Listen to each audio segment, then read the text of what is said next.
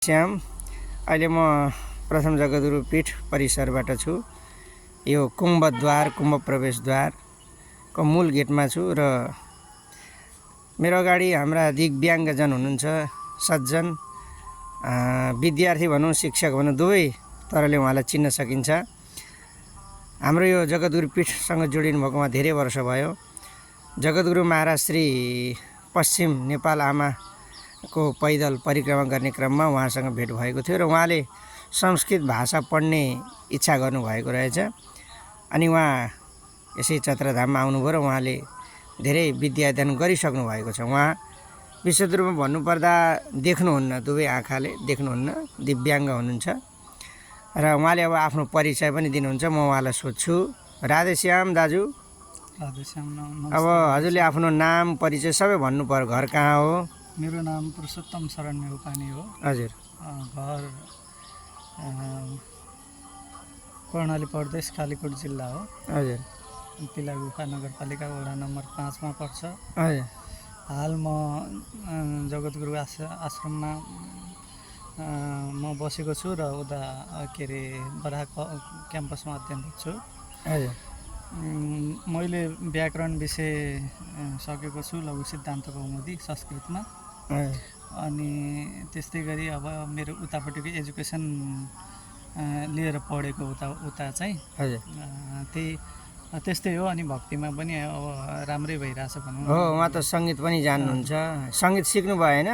हजुर, सङ्गीत पनि सिक्यो। अनि हाम्रो नेपालभरिका आश्रमहरूमा कुन कुन आश्रममा बसेर अध्ययन गर्नुभयो त?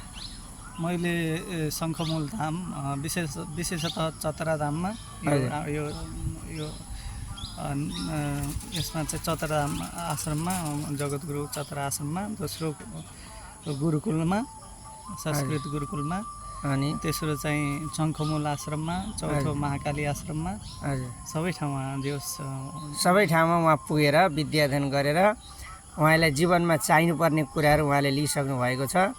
यस्तो हाम्रो जगद्गुरु महाराजश्रीद्वारा सञ्चालित श्री राधाकृष्ण संस्कृत गुरुकुलम वेद विद्या आश्रममा उहाँ लगायत धेरैजना बटुक ब्रह्मचारीहरू अहिले पनि विद्याध्ययनरत हुनुहुन्छ, विद्याध्ययन गरिरहनु भएको छ।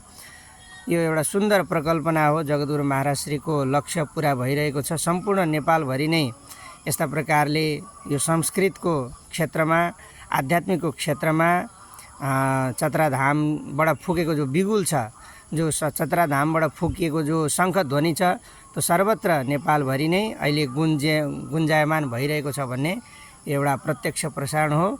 उहाँ जस्ता धेरैजना, कतिजना मुगुबाट पनि आएर अध्ययन गरेर गइसक्नु भएको छ।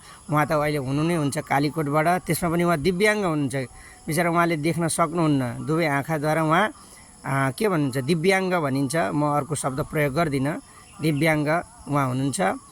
हजुरहरू पनि जति पनि भक्त भागवतहरू जोडिनु भएको छ हाम्रो जगद्गुरु पीठसँग, हाम्रो गुरुकुलसँग, उहाँहरूले पनि यस्तै उहाँ लगायत धेरै विद्यार्थी बटुक ब्रह्मचारीहरूको लागि हामीलाई धेरैभन्दा धेरै सहयोग पुर्याएर यस गुरुकुललाई, यस आश्रमलाई अझै उन्नत, अझै सशक्त बनाउनको लागि म हार्दिक अपिल गर्दछु। राधे श्याम दाजु, राधे श्याम, राधे श्याम।